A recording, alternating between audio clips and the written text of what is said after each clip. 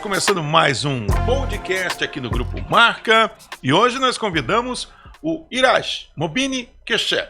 Quem que ele é? É um cidadão que nasceu no Irã e que desde os anos 80 vive no Brasil e está há bastante tempo em Joinville, em Santa Catarina. Nós o convidamos justamente para ele contar essa história de como é que um cidadão que nasce no Irã vem parar aqui no Brasil, né? Culturas tão distintas, religiões também distintas, né? Afinal de contas, o que trouxe o Iraj para cá? Iraj, obrigado por ter aceito o nosso convite. Seja bem-vindo.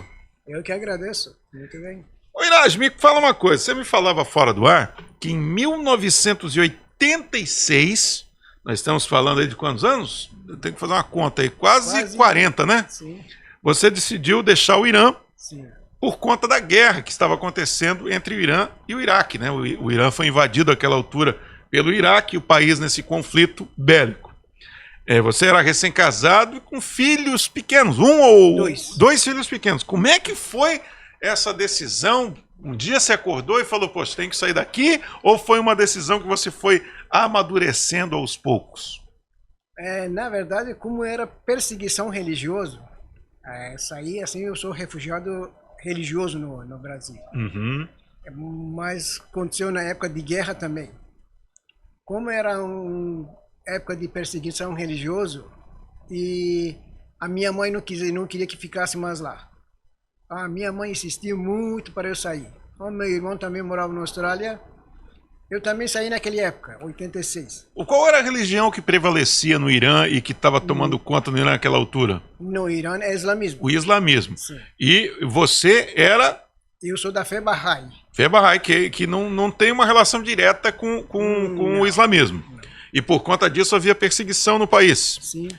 E como é que foi? Você decidiu deixar o país já com destino certo? Vou para o Brasil ou não foi bem assim? Como é que foi a situação? Não. Eu primeiro fui para Paquistão, que é vizinho próximo, né?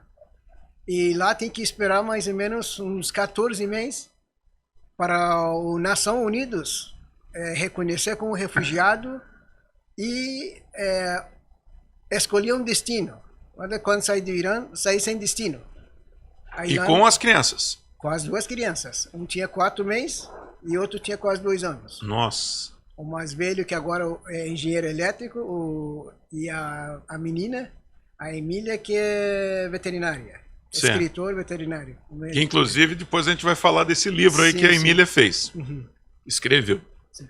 Aí vem 87, cheguei no final do 87. Mas só pra gente não perder a história. Mas você ficou 1 ano naquela condição de definir para onde ia no Paquistão. E no Paquistão você conseguiu um emprego ou simplesmente o que você ficou fazendo nesse período? Não tem como trabalhar porque a gente não tinha documento. Certo. A gente era como refugiado. Uhum. Então nós estávamos esperando para as Nações Unidas arrumar a nossa documentação, reconhecer como refugiado e arrumar as documentação para ir para um país destino. E quais eram as opções que vocês tinham naquele momento? A opção era os países que recebia refugiado. Uhum. Então o Brasil é um dos países que aceitou 200 famílias. Certo. Tinha a Alemanha, que meus primos moram na Alemanha, meus primos estão em Noruega, meu irmão que está na Austrália também é refugiado. Tem parentes, amigos em Austrália. Espalhados pelo mundo. Espalhado. Então, os países que aceitavam, o pessoal emigraram para onde que os países acolhiam. Mas e quando que alguém chegou para você, Iraj, e falou assim, olha, o Brasil é uma opção. Quando você ouviu isso a primeira vez, você gostou? Você sabia exatamente o que era o Brasil? Era o que você estava imaginando antes de conhecer o Brasil? Isso aí foi em meados de 87. Certo. Vem da Terra Santa, que é o órgão máximo de fé Bahá'í instalado em Terra Santa, e abriu essa possibilidade, conversa com a comunidade internacional Bahá'í, com o governo brasileiro. Que aí o governo brasileiro aceitou 200 famílias para vir para o Brasil. E quando lhe deram essa opção, você achou bom? Vamos para lá ou você ficou meio inseguro? Como eu vim como pioneiro, que precisava de pioneiro, eu vim como pioneiro. Eu não conhecia nada aqui. Não tinha nenhuma pessoa aqui no Brasil que o senhor pudesse dizer, essa aqui é uma referência para mim. Não, conhecimento nenhum. Na verdade, aquela época quando eu vim, No Brasil era mais conhecido só a Amazônia e o Pelé. Ou seja, quase nada. Aí se perguntasse para mim de lá como é que é, a pessoa imaginava que é tudo floresta. Floresta e o Pelé jogando bola no meio da floresta. Então a imagem é mais ou menos, porque não era conhecido o Brasil antigamente tanto. Ô Iraj, mas me diga uma coisa, tudo bem, decidiu, vamos para o Brasil. Sim. Vocês imaginaram, vamos lá para a floresta amazônica, melhor lá do que, né, do que aqui nessa condição de perseguição sofrendo perseguição religiosa aqui no Irã. Pois bem, desceu onde? Em São Paulo? Ou no Rio? Em Campinas. Em Campinas. A primeira escala foi em Rio de Janeiro.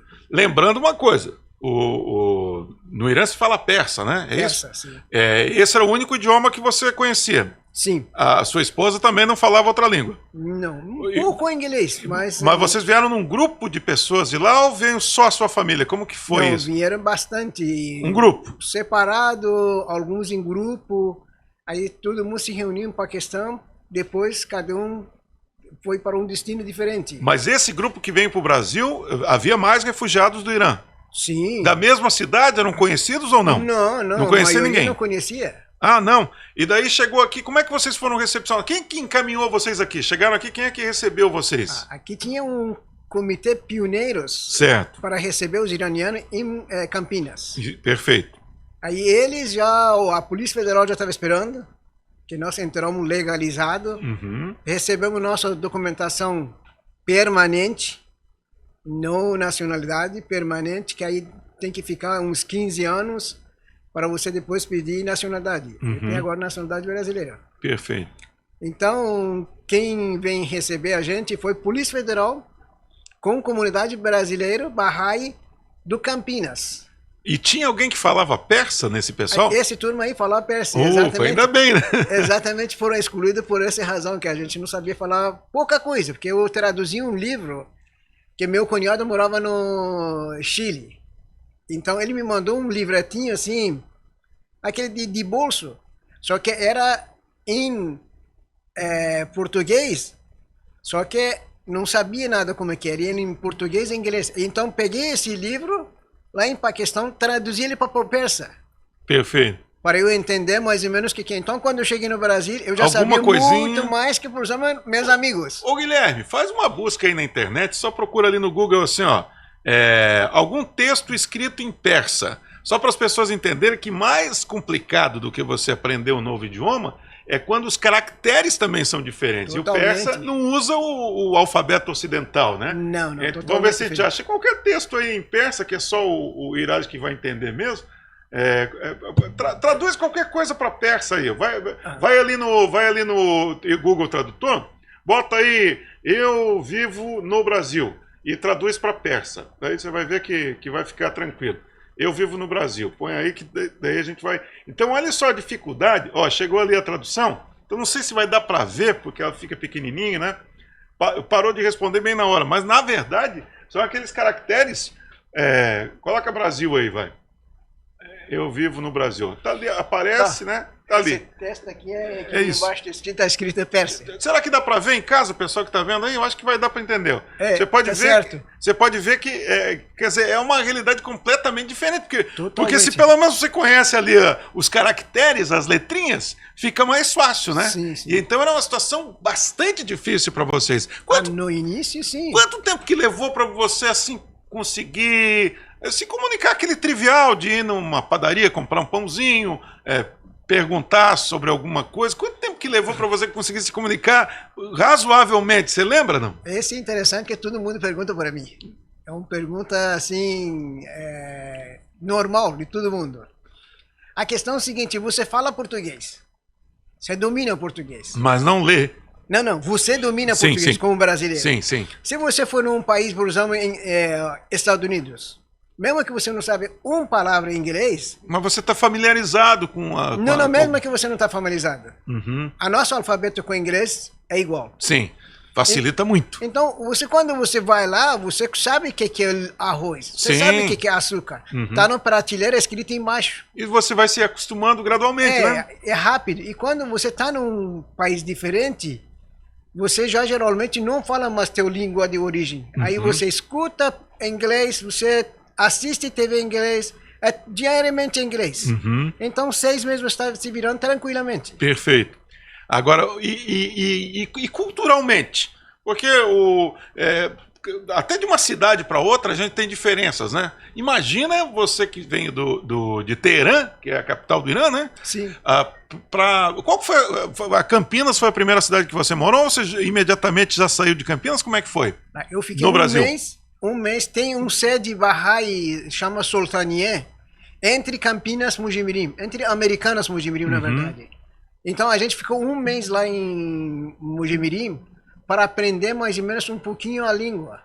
Uns 30 dias para aprender alguma coisa, para depois sair daqui, cada um para destino diferente. Perfeito. No início eu fui para Campo Grande. Campo Grande, no Mato Grosso do Sul. Mato Grosso do Sul. Sim, não conhecia nada, né? Aí mandaram para lá. Era para vir para Joinville, não sei por que razão, meu destino mudou. E no primeiro momento era Joinville. Joinville. Assim, nem conhecia Joinville, não sabia nada de Joinville. Aí o destino foi Joinville, mas depois mudou, foi para Campo Grande. Então fiquei um tempo, acho que uns 8 meses por aí. Aí já vi que não se adaptou ao lugar. Não me adaptei lá. Peguei e vim para Joinville. Mas aí veio sozinho, por conta não, e risco. Com a família? Mas eu digo com a ajuda de alguém ou por iniciativa sua? Não, tinha uma família Bahá'í aqui que eu vim morar com eles. Perfeitamente. Brasileiro. Eu no início também dificuldade de entender, conversar, era muito. Então, foi bastante difícil. E chegando em Joinville, melhorou aquela adaptação? Como é que foi, pelo fato talvez até de ter essa família? É que, na verdade, você perguntou essa adaptação, essa mudança de país. Eu vim de um país muito fechado. Que você já conhece tudo, mulherada anda com burca, é tudo fechado. Chega, de repente, no Rio de Janeiro, tá todo mundo andando normalmente, de shortzinho, shortinho, sem camisa. É um choque. Para quem chegar assim, eu acredito. É um choque. Eu teve uma coisa que aconteceu comigo. Eu estava andando com minha mulher na rua. A polícia parou, perguntou o que ela é que é para mim, é a irmã que é. Tem que explicar que é minha mulher, alguma coisa assim, para cara largar do pé. Entendi. Então a liberdade que aqui tu tem, abraçando, beijando na rua, é uma coisa totalmente diferente de lá. Não tinha essa liberdade. Então esse choque cultural é inevitável, né? Inevitável. E a alimentação? Porque também deve ser bastante diferente, né? Ou não? A alimentação, do jeito que faz, é diferente, mas o ingrediente é igual. Arroz, feijão, temperos, tudo isso dá para adaptar? Dá para adaptar tranquilamente. Algumas tipos de vegetal, algum tipo de grãos que tem lá que não tem. Como o que, por exemplo, que você poderia citar? Por exemplo, tem um tipo de lentilha lá. Certo. É tipo um ervilha, mas ele é duro, não é igual a nossa que tu colocar na água já amolece. Ele é duro, tu cozinha, é bem gostoso. Lá no Paquistão também tinha. Então tem muitos ingredientes lá que aqui não tem. Tem algumas coisas que tem aqui, lá não tem. E a cultura do feijão com arroz aqui? Vocês conseguiram se adaptar com isso? Como é que foi? Tranquilo. Foi tranquilo isso. No Irã, o pessoal gosta muito de chá, né? Sim. Aqui é mais café. Ou lá também o pessoal tem o hábito do café? Como é que foi isso? Não tinha. Agora parece que tem um pouquinho mais hábito de tomar café. Foi introduzido lá o café? Sim. Pessoas tomavam café. Às vezes tinha reunião no caso do meu pai. E a reunião ia durar até madrugada. Então, café era para manter o pessoal acordado. Acordado. Então, aqueles dias ele servia café, mas geralmente 99% é chá preto. Ô Iraj, agora trocando de assunto, você vem para Joinville. A gente sabe que você é um esportista, sempre foi. Sim. Como é que foi o seu primeiro trabalho aqui? Como é que foi que você começou a se inserir na comunidade assim com mais naturalidade? Eu comecei com a oficina mecânica e laser pintura. Se faz uns 30 anos. Aí depois disso eu comecei a treinar também artes marciais, como tivemos outra entrevista, o Muay Thai. E eu tive origem de treino no Irã, do Taekwondo. Então aqui ingressei no Muay Thai e continuando até agora. Então você sempre foi envolvido com esporte, mesmo no Irã? Sim. Você nunca trocou de atividade, você sempre esteve envolvido com esporte diretamente? Esporte. Eu jogava sempre futebol. Até, no Irã você jogava futebol também? Aqui jogava, aqui tem nosso time até uns quase 10 anos. Acabou a época de pandemia. É mesmo? Sim, A rapaziada se reunia aí para praticar. Sim, a gente sempre jogava sábado. E hoje, você se considera hoje, você está mais tempo vivendo no Brasil do que você viveu no Irã, né? Sim. É, né? É, claro, né? Sim.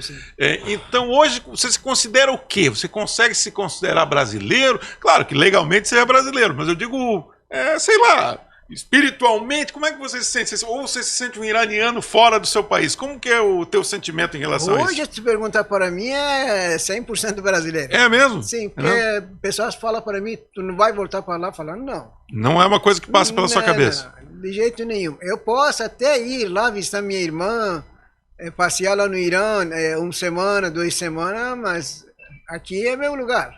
Não, isso é uma coisa que você não tem dúvida. E seus filhos? Eles hoje são totalmente Brasil, né? Sim, também tem 6 filhos. Ah, é? Eles não vão vir atrás de mim para o Irã. Ah, com certeza, né? Mesmo que eu quisesse ir. Eles não vão vir atrás de mim. Eu queria falar um pouquinho sobre esse livro. Esse livro é da Emília, que é a sua filha. Né? Você tem quantos filhos? São 2 só? 6. Os 2 primeiros nasceram no Irã. No Irã. E a Emília nasceu onde? Nasceu no Irã. Ela é iraniana. Sim. E como é que foi essa história? Ela já virou escritora, quer dizer, ela está totalmente envolvida com a cultura brasileira, né? Sim. Ela queria fazer faculdade de letra, mas aí não deu e ela fez veterinária, em UDESC em Lages. Uhum. Então, desde aquela época, ela escreve esse livro aqui, esse primeiro que lançou. Tem mais livros que são virtual. E ela está envolvida, sempre está envolvida. E tem clínica veterinária MVET, ali perto do batalhão. Ah, perfeito. Eu quero te fazer uma pergunta, porque eu entrevistei aqui um estrangeiro, haitiano, e ele estava falando para mim o seguinte, que ele com a esposa, eles falam em crioulo, né, que é o idioma lá do Haiti. Sim. Mas os filhos não gostam, porque eles não entendem, né? Então eles não... Como é que é a sua comunicação com a sua esposa? Como é que era quando você chegou? Quanto tempo levou? Vocês se falam em português? Vocês se falavam em persa? Como é que era a comunicação de vocês? A partir do momento que as crianças começaram a crescer e falar em português, logicamente. Sim. Aquele negócio é o seguinte, se você, por exemplo, vai para outro país, você quer que teus filhos falem teu idioma, dentro de casa você tem que falar com o teu idioma. Uhum. Fora de casa, idioma do país. Certo. Mas infelizmente a minha ex-mulher não fez isso aqui em casa, que falar com criança em Pérsia. Ela sempre falava em português? Português. Ah, entendi. Então eles não aprenderam, agora estão estudando. Uhum. Os mais velhos estão estudando com a tia. Mas com a sua ex-esposa, em casa vocês falavam em português ou vocês falavam em persa? Em português também. Ah, em português também? Sim, Pérsia é português, mas aí você não pode falar os dois. Ah, entendi. Se você quer que as crianças aprendam, tem que limitar um. Uhum. Com eles falar persa.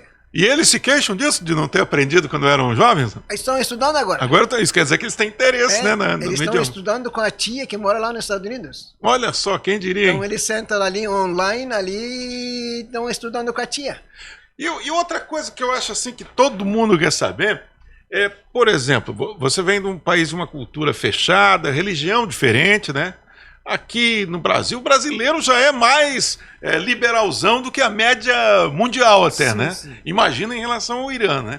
Como é que foi para você, assim, lidar com as crianças? Porque à medida que as crianças vão para a escola, eu sei como é que é, né? Tenho filho, criança volta da escola, falando coisas, de onde é que tu aprendeu isso aí, rapaz? E isso devia acontecer muito também com você, né? O que é isso que você está falando? Como os dois vieram bem pequenininhos, não tivemos esse problema. Uhum. Eles não chegaram, por exemplo, com 10, 12 anos. Uhum. Aí é choque de cultural, até eles se adaptar e demora. Uhum.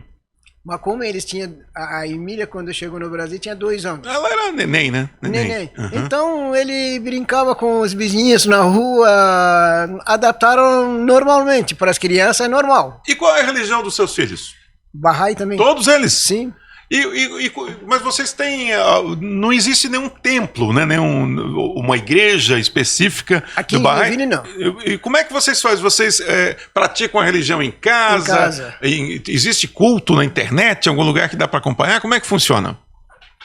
Na época de pandemia, a gente fazia online, né? Porque não tinha como reunir. Uhum. Não, mas agora tem. Agora tem na casa do meu filho, na casa do meu amigo que é iraniano também, mora ao outro lado da cidade. Então, cada vez na casa de um. Vocês se encontram e promovem ali essa... Sim. Eu não sei se é culto que se fala, qual que é o termo que se utiliza?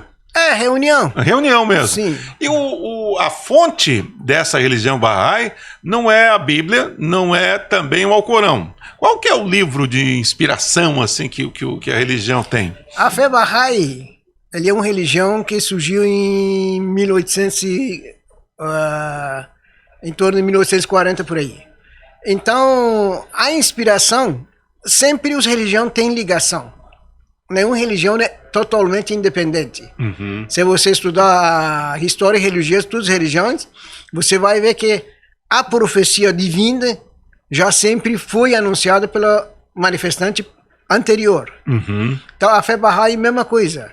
Como é uma manifestação dupla da fé Bahá'í, tinha Bab e Baha'u'llah, dois manifestantes. O Bab tem ligação direta com o Alcorão e Baha'u'llah com Bíblia. Uhum. Então, é uma mistura de tudo. Sim, eles... Mas, por exemplo, eu não sei se eu vou estar falando alguma bobagem, você conhece muito mais que eu, mas, por exemplo, os muçulmanos, eles têm aquele período lá, o Ramadã. Existe Sim. algo parecido no Bahá'í, não? Esse, na verdade, existe em todas as religiões. Em todas? Todos. Ramadã é... Um período de jejum. 30 certo. dias. Certo. Nós temos 19. E é mais ou menos o mesmo período, não? Não. É outro período, mas é 19 dias. Nosso começa 19 dias antes de Ano Novo. E seria aquele processo de jejum durante o dia e com o pôr do sol, a pessoa pode se alimentar? É mesmo Sim, sim. Antes de nascer do sol e depois de pôr do sol. Durante um período consecutivo de 19 dias. 19 dias. Que é muito parecido com o Ramadã muçulmano, só que o período do muçulmano é maior. Por exemplo, do catolicismo, do cristianismo, quaresma é 40 de jejum. Perfeito. Talvez o pessoal não tenha muita cultura de praticar, não né? estão praticando, mas é jejum. Mas a origem é semelhante, né? Sim. Existe uma semelhança muito grande entre todas as... E vestimentos, trajes, tem alguma restrição para as mulheres, principalmente? Não? Não. Nenhuma restrição? Não.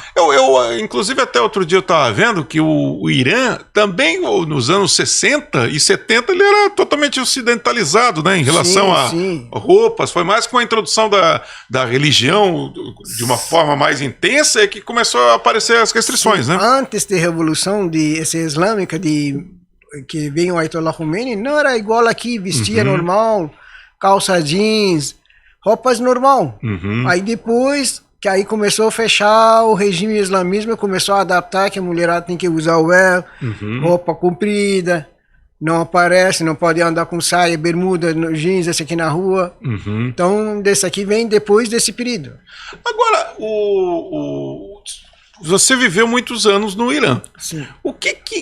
Qual que é uma coisa que você sente falta do Irã que assim não é possível reproduzir aqui no Brasil? Você pensa, pô, aquilo lá era muito legal, que pena que a gente não tem como mais viver aquilo lá. Tem alguma coisa que você lembra assim do Irã com saudade que hoje não é possível mais fazer? Olha, se você falar com saudade, é comida. Comida? Sim. Qual que é a comida de lá que você não consegue reproduzir aqui, que realmente era... Não, a gente reproduz. Consegue fazer? Sim, sim, mas não é 100% igual. Não é a mesma lá. coisa. Por conta de falta de alguns ingredientes?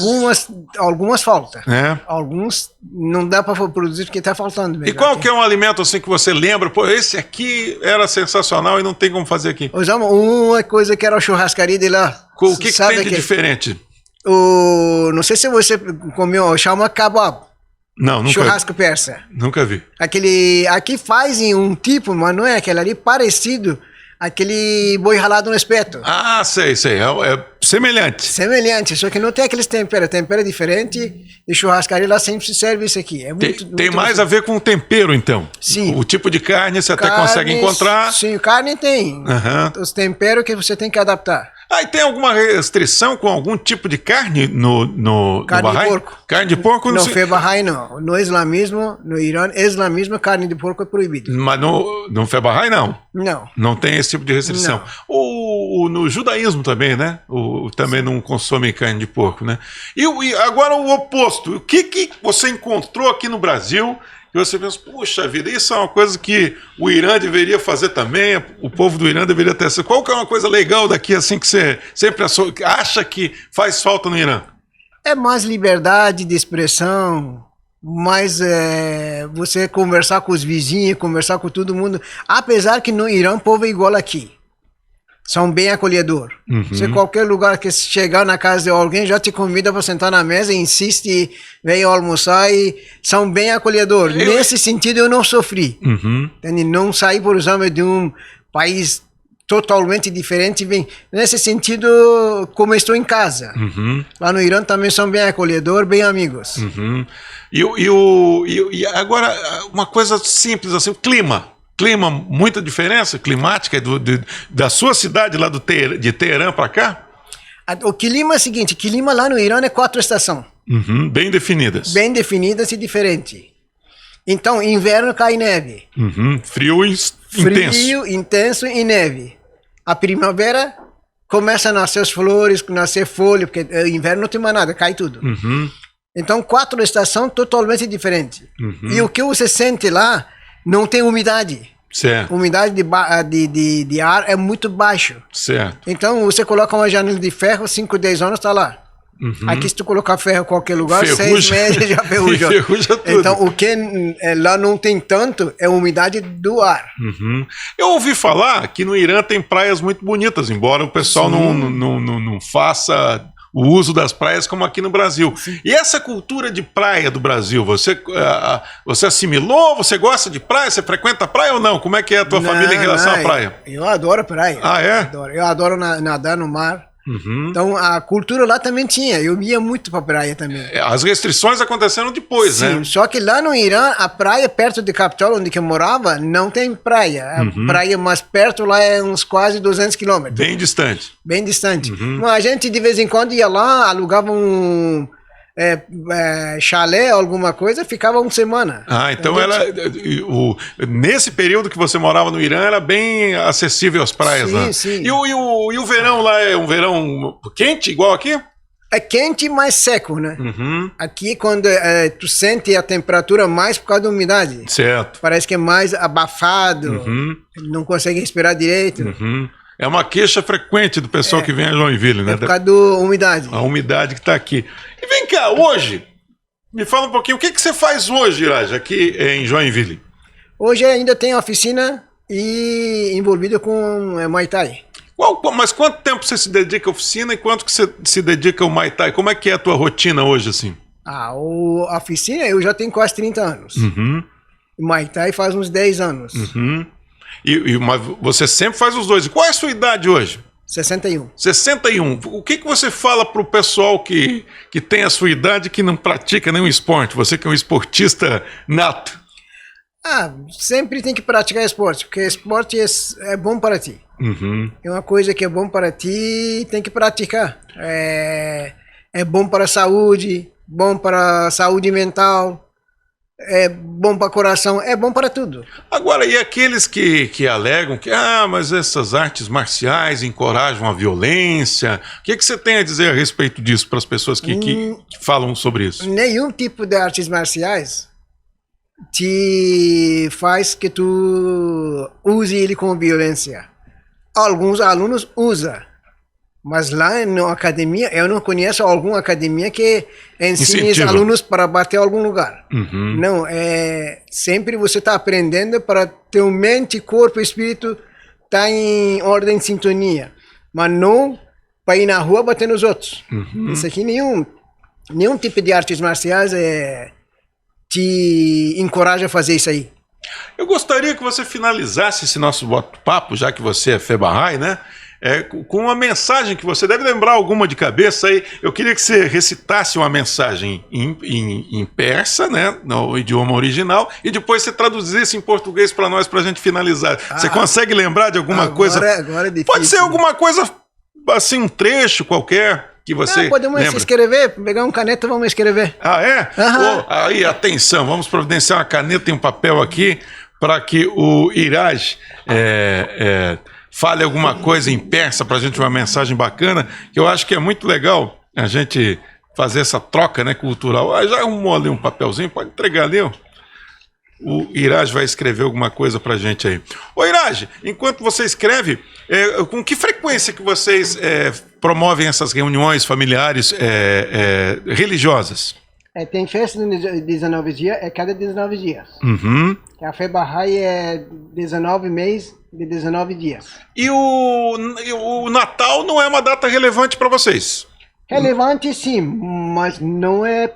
A mais importante. Não é praticada, mas é relevante sim, porque Jesus Cristo sempre é um manifestante mais importante que vem na humanidade. Quer dizer, existe um respeito, né? Sim, pela religião cristã. Sim, a respeito que tem pelo Jesus Uhum. não tem explicação. E aí, lembrou de alguma mensagem? Porque eu vejo que você sempre posta no WhatsApp, você manda mensagem. O que você lembrou aí para falar pra gente? Que eu querendo me lembrar ele completo, eu me lembro parcial. Não, mas vai parcial.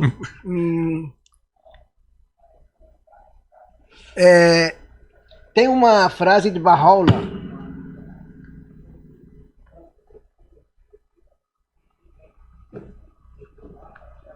E eu já vou dizer para vocês que o Iraj escreve em persa ali, hein? Nossa. E é da direita para a esquerda, né? Uhum. Ao contrário dos alfabetos ocidentais que começam da esquerda para a direita, né? Eu não me lembro completo, mas eu vou te explicar. Escrever assim, de lá para cá. Olha só, gente, vocês conseguem, dá para ver aí? Se eu fizer mais assim, ó, dá? Ó, o que está escrito aí? Esse aqui diz que Ramé, nós somos as folhas do mesmo árvore. Esse aqui diz que nós somos as folhas do mesmo árvore. Nós somos as folhas da mesma árvore. Ah, legal. Olha aí, fica aqui a mensagem do Iraj. Iraj, quero agradecer muito a gentileza de você vir aqui conversar um pouquinho com a gente. É importante, né? Conhecer a história das pessoas de um país tão distante, gente, como o Irã. E uma pessoa agradável, uma pessoa que está totalmente inserida na comunidade, né? E espero que você volte outras vezes aqui para a gente bater papo. De vez em quando a gente troca uma conversinha aqui no WhatsApp e também para falar de esporte, né? Afinal de contas, você está sempre envolvido em tudo. Obrigado, viu, Iraj? De nada, obrigado. E eu que agradeço o convite. Isso aí. Iraj, direto do Irã. Mentira, faz tempo que ele está aqui, desde 86, mas ele vem do Irã fez companhia para nós hoje aqui em mais um podcast do Grupo Marca. Tchau, pessoal. Até mais.